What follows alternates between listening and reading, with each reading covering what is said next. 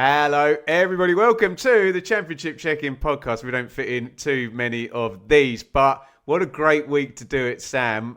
We've just ended a 3-game week. We've got the transfer deadline day coming up on Monday, and I'm really loving the title race. And you were in pole position up there on Co-Coms for that huge game. It had such a big game feel as well. Norwich Coventry on Monday night. We can go team by team. But what I love about this top 3 at the moment, Coventry have got the most points and the advantage and have been the best team in the league this season. Middlesbrough probably right now are playing the best football. Ipswich have probably got the best squad and maybe the best manager. So you can make an argument for each of them scoring more points than the other between the end of the season. But with the gaps as well, Middlesbrough could score more points than Coventry and finish below Coventry, or below Ipswich, or what have you. How are you seeing this top 3, especially in the wake of you seeing Coventry on Monday night? Mate, I'm seeing it as a top 5. Fair. You cannot discount Hull and Millwall, surely. I'm not discounting them at all. I'm just getting you focused in on the 3 to begin with. I'm only pulling your leg, mate. Only pulling your leg. The comments will be on your side as well, eh? Yeah, I don't think you can make a really strong case for any one of the 3, to be honest. I think that's why it's so exciting. It's so wonderfully poised. I agree with your sentiment towards all 3. And all of a sudden, I think we'd be foolish not to question as to whether Coventry are going to drop more points in the next few weeks, because that's how it seems. Seems to be a little bit of a lack of confidence all of a sudden. I think there's certainly a few of the lads running on empty. Is this a specific on the road thing or generally? Because the CBS, the results are still incredible, aren't they? Yeah. I think it's a combination, because I think the games are very different, aren't they, in terms of how they've looked at home in contrast to the start of the season. But I think there's a certain degree of inevitability about it. I was speaking to a few members of the Coventry staff, around the edges last night, and was it me and you talking about Daniel Farker's quote from a few years ago? You don't win as many games in the second half of the season. No, you don't, yeah. And the pitches are bad. When they're putting teams to the sword in August and September, the pitches are beautiful, and you think everyone's fresh. You think this goal-scoring wonder is going to go on forever, and you're going to plummet 4 or 5 goals every week. That's not the reality. Championship is hard. And these games like last night is a perfect example. I think we're all clear that Norwich aren't going to get relegated. And I'm happy to replay this clip at the end of the season. That's not a relegationally threatened side. No. They are currently where they're positioned. They're not going to finish near their relegation zone, in my opinion. But again, that's just a great example of how competitive the league is. And I think Norwich deserved the win. I think Coventry, the fan sentiment seems to suggest that they're too open, but they've had great success playing in this manner all season. But Sam, at 1-1, you were there. They hit the bar and had one cleared off the line. So what you give with one hand, you take with the other. They could have won that game, couldn't they? I know they weren't amazing, Cov, but being open, they still make loads of chances, don't they? Yes and no. I thought they were a bit flat last night. I didn't think they made the chances that they have done previously. I found the substitutions a little bit odd. I mean, it's easy for me to say where I'm standing, but I thought maybe Eccles for Thomas Asante was... I mean, he was a marked man by that stage, Thomas Asante, for obvious reasons. Yeah, right. I thought maybe that was to just add a little bit more defensive nous, because Josh Eccles, he's not a 10, is he? He's an 8, and he can probably be a 6. So he's someone who can get up and down, and he can support Grimes. That seems to be the narrative, with fullbacks that want to go forward, with Victor Torp essentially playing more or less alongside Thomas Asante last night. He was that high.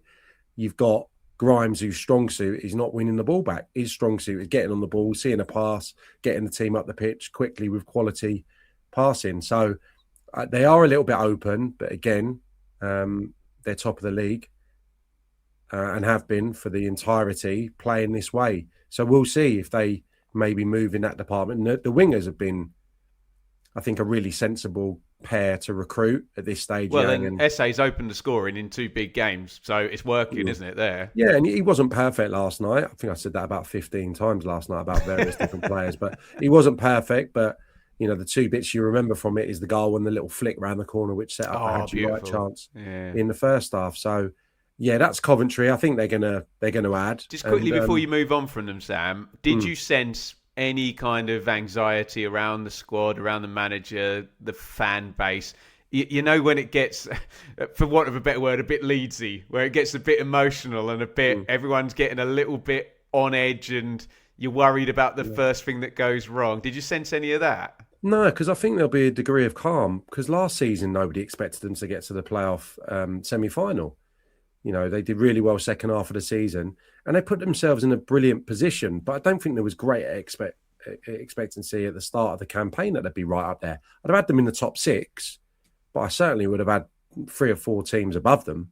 And certainly not miles clear at the top, which they have been, haven't they? So I think there has to be a degree of calm. If they finished in the playoffs, would it be the biggest capitulation of all time? We'd probably want to report it as such, because that's what we do. But I think if you go back to the start of the season, not many people would have had them in their top 2. So I think there's a degree of calm. And maybe, just maybe, 1 or 2 things will have to be changed. And whether that's personnel, Thomas and Kitchen have been so good for them. Both of them costly errors last night, really. Yeah.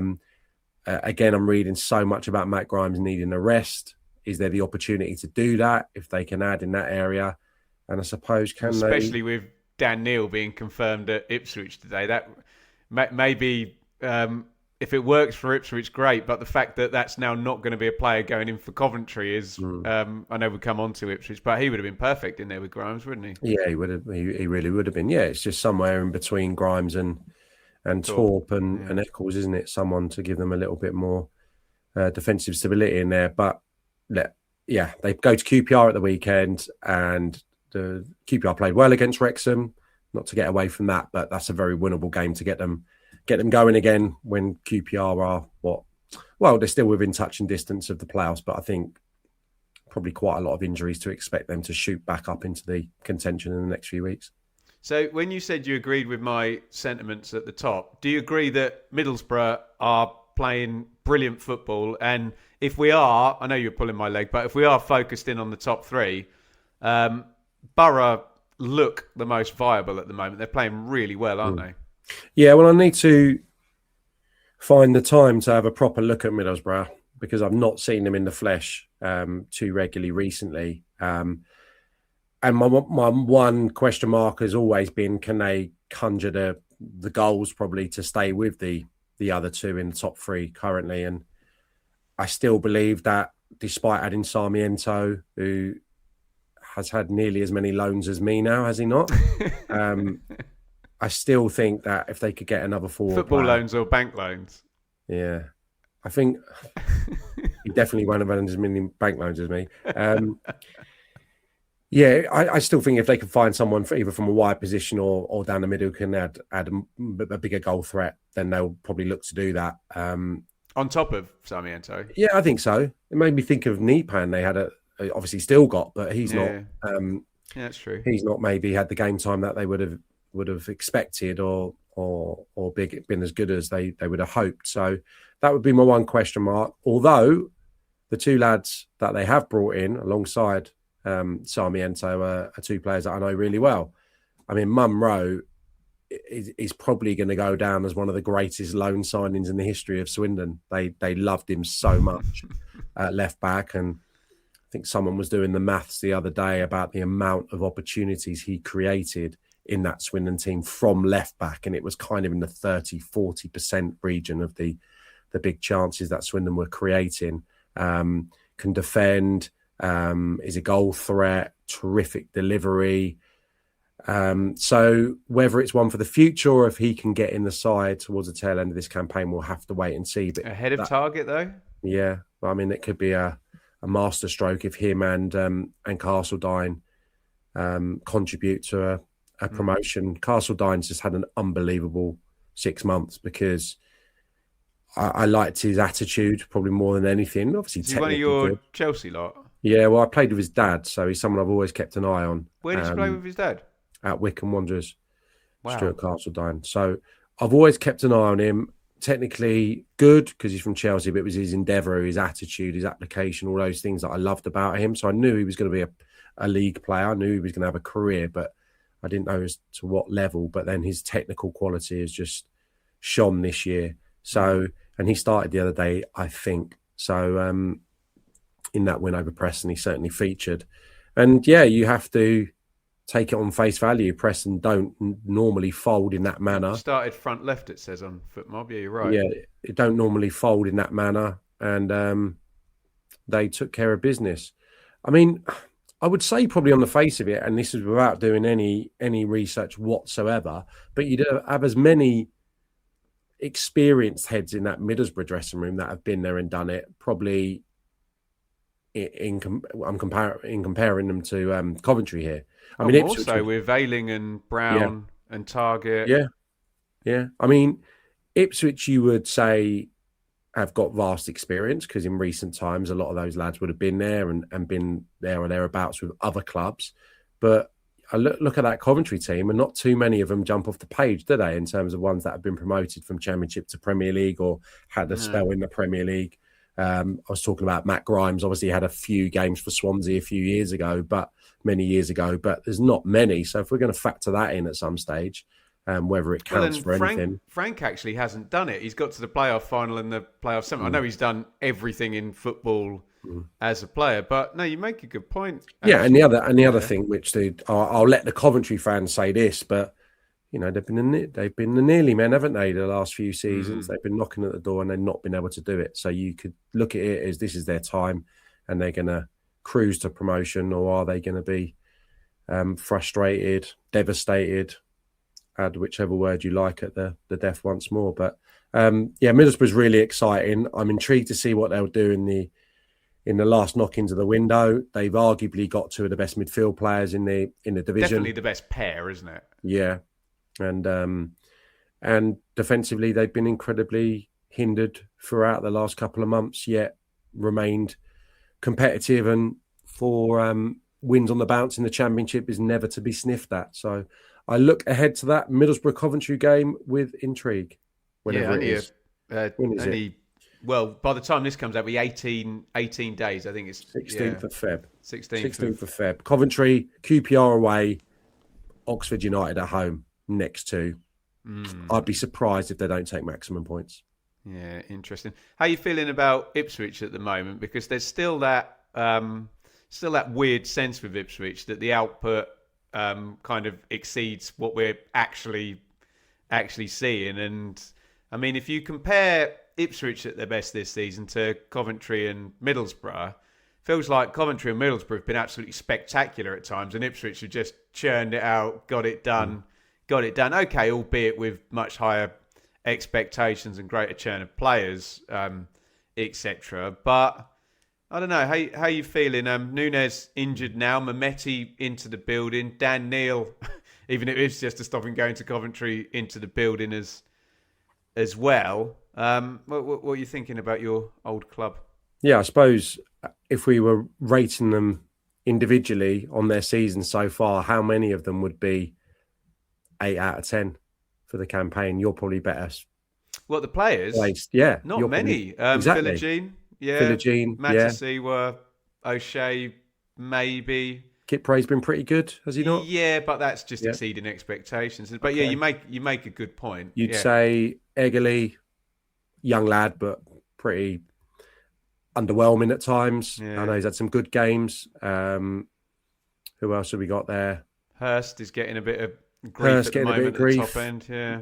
McAteer, not had much of an opportunity. Azon just starting to show a little bit. I suppose he was good against Bristol City in that game I did. Kayust, pretty good at times. But you're now bringing in Dan Neil in the same position, aren't you? So does he even finish? But you make a good point. You catch my drift, because if you're talking about Middlesbrough, I could probably give you 5, bang. And certainly with Coventry, I could give you 7 or 8, bang. Yeah, true. So, I'll be with you. It's not been scintillating. The times I've seen them, live recently, Oxford away, where they were really underwhelming, should have won that game. And then on the flip side, I saw them at Portman Road against Bristol City, canter to a 2-0 victory, one of the most comfortable championship wins you're likely to see. So they continue to get the points at Portman Road without really breaking sweat, without really playing sensationally well, without really putting teams to the sword. But that doesn't really matter as long as you keep knocking out the 3 points. And I've said it frequently this week. I think Sheffield United, Ipswich in the Championship, all the ingredients of this season, Chris Wilder, the strength of Ipswich's squad, that was going to be a horrible game for Ipswich. And I don't think you have to throw the toys out the bathwater or whatever the phrase is. Toys out of the pram and the baby out with the bathwater. Is it? Oh, brilliant. I think so, yeah. It's a good little mixture. Clip that up for our Danny Baker bloopers at the end of the season. Throw the baby out the bathwater. I wouldn't read too much into that. I would not read too much into that. And I think depending on which match report you're reading or which supporters post-match quotes you're reading, I think the Ipswich fans or some people would have felt that Ipswich did enough to get something, and the majority of Sheffield United fans thought it was a pretty much a comfortable victory. And if you look at the statistics, it's probably pretty even, I think, from everything that I've poured over.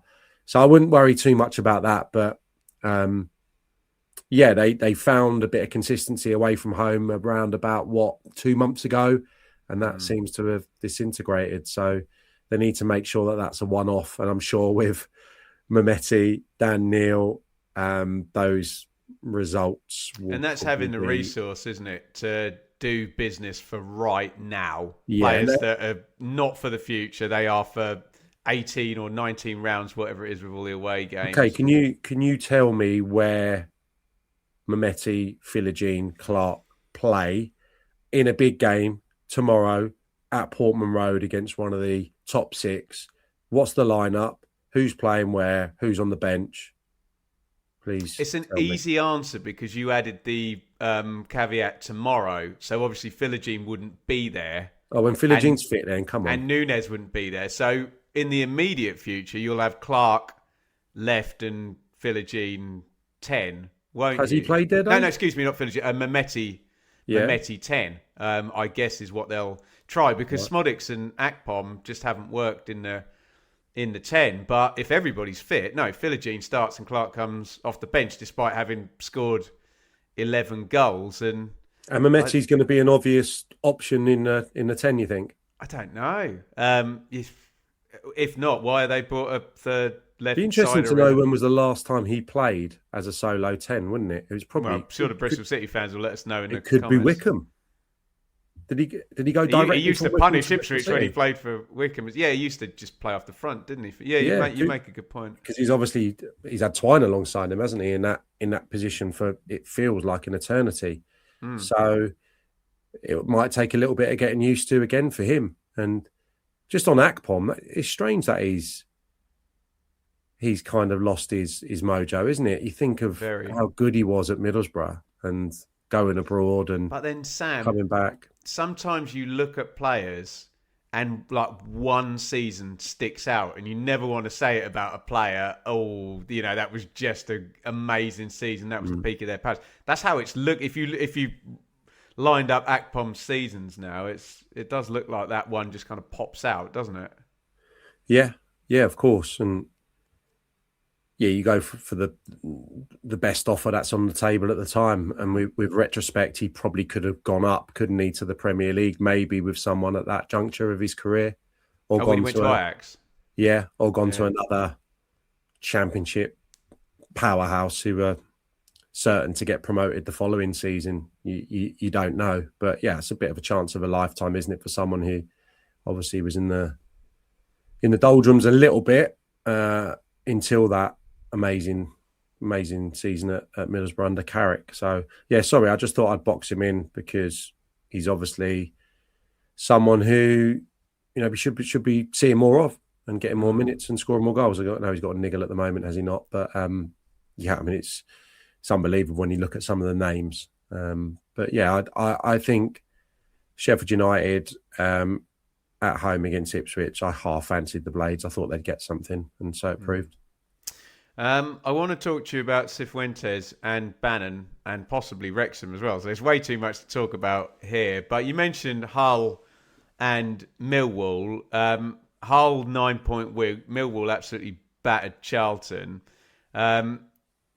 It's always the conversation, isn't it? Oh, if you include Ipswich, you have to include Hull and Millwall. I kind of get the point, but it's not the same squad. It's not the same run-ins. It's not the same manager. It's not the same club. So I don't necessarily buy the argument that if two clubs are level on points that they should be considered equally, because I sound like bloody George Orwell, but some animals are more equal than others, especially in the Championship, isn't it? But Hull have added Dowell, and I think they're going to do a couple more. And they're quite stacked when everyone's fit now, with McBurney and Gelhardt and Bellumi and Miller. I mean, that is a front four without Dowell, and I think Collier's going to come in on loan from Manchester United.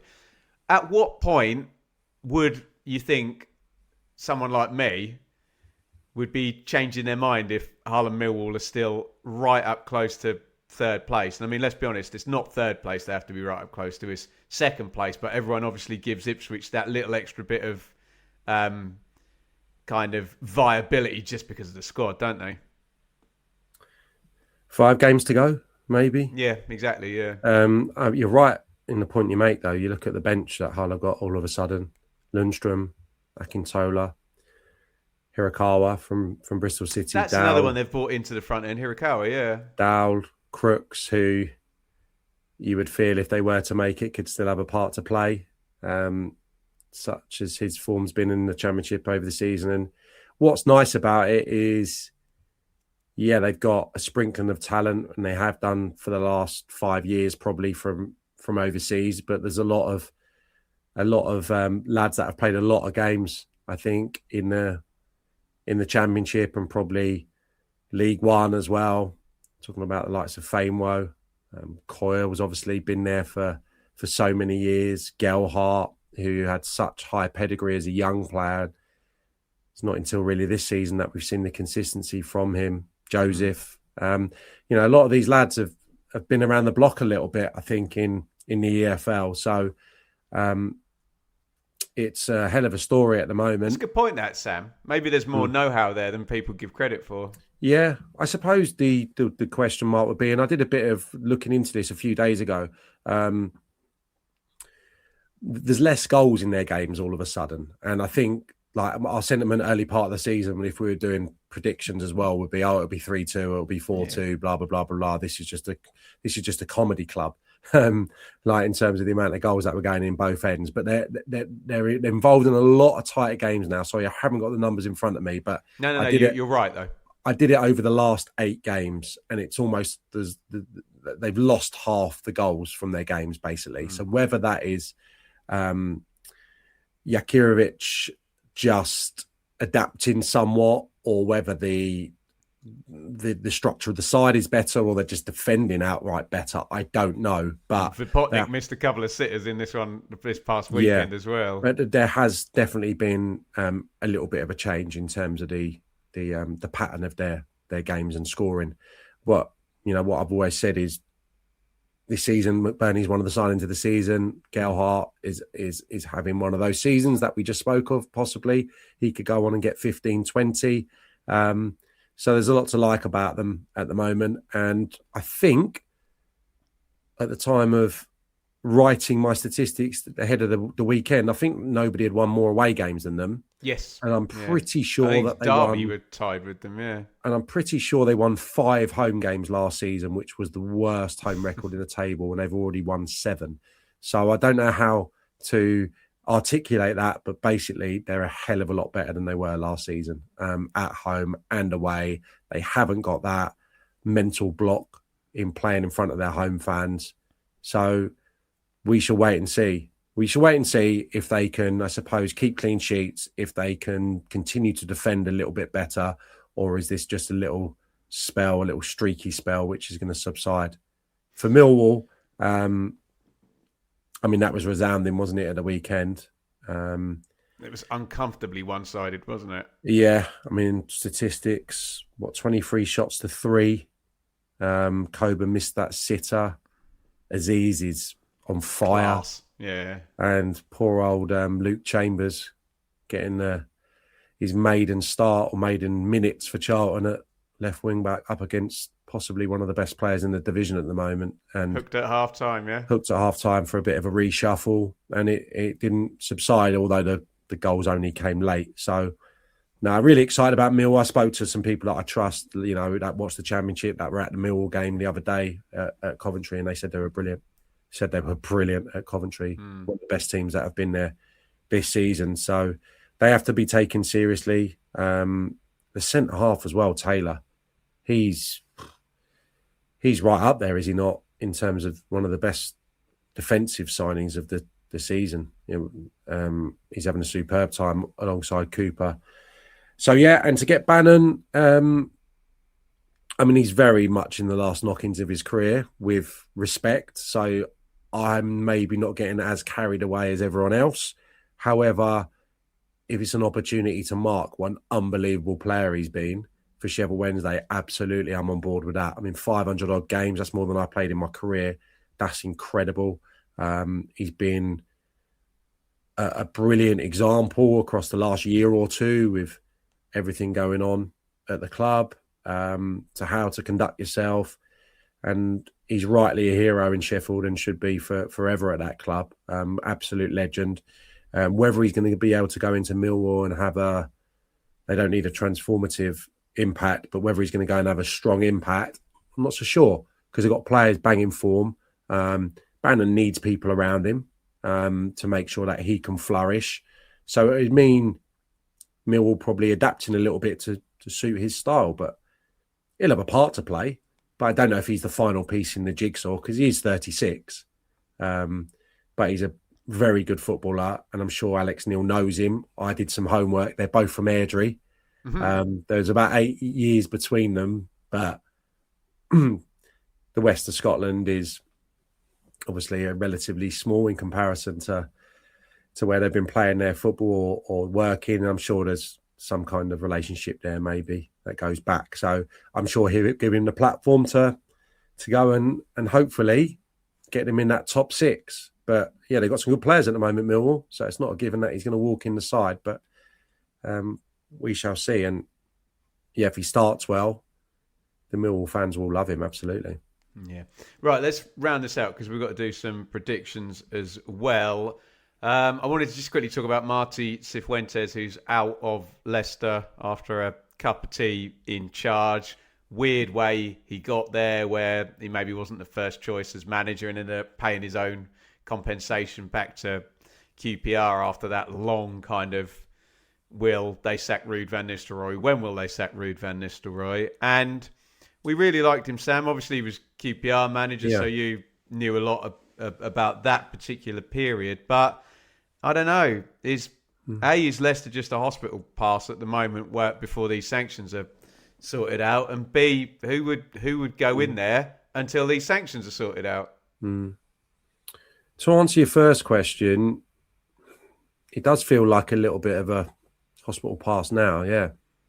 At the start of the season, when the weather's great, the pitches are good, and the new training kit looks wonderful.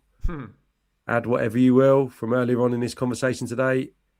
It's too good an opportunity for any manager, I think, to turn down. But I think the reality of the situation has played out. And Martí Cifuentes was in a job at QPR where the fans, I think, have been through the mill a little bit and were just happy for some better football and a little bit of optimism and not to be fighting relegation. And you're walking into a club where the supporters expect you to get promoted. And that's maybe not taking into account that he was walking into a really probably toxic environment where how many of those players have really given their all this season? How many of the players wanted to be playing championship football this year? And sorry, when you say giving your all, you don't mean they're not trying. You mean played at the level that we know they can, yeah? Well, I think it has an effect, doesn't it, if you don't want to be there?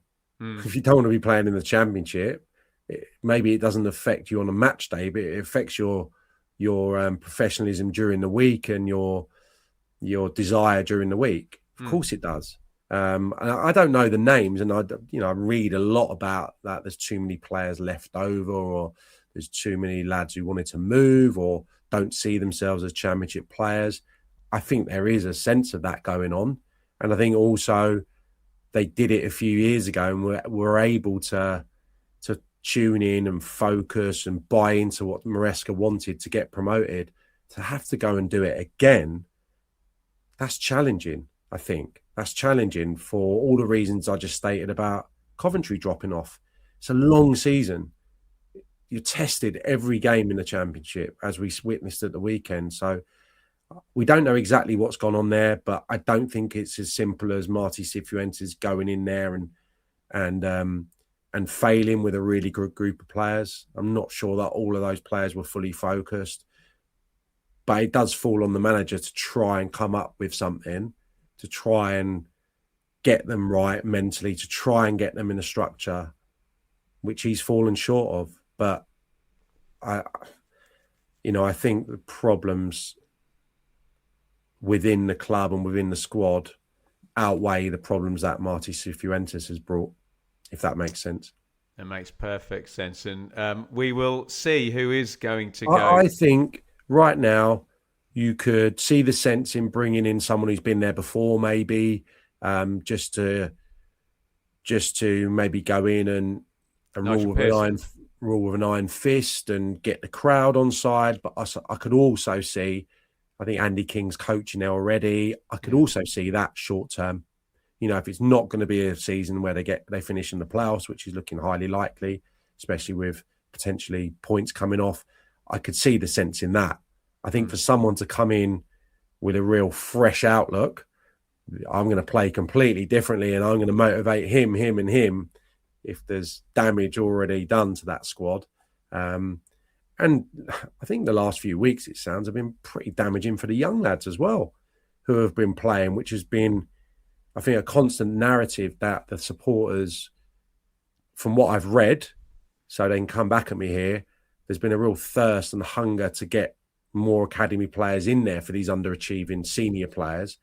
And even those guys have had a tough time and been given a little bit of stick. I remember one lad went in against Southampton and got red carded in the first half, and I don't think we've seen him again since. So you've got to do it with kid gloves sometimes, haven't you? Yeah, I think Thomas has been getting a bit of grief. I think Nelson's not been as good as he first was when he went into the it's tough, when you've got a lot going on off the pitch and these young lads have been thrown in and it's not gone particularly well. That's difficult mentally for them. So it's going to be interesting who they turn to, because it's one of the problem clubs, isn't it, outside the Premier League at the moment.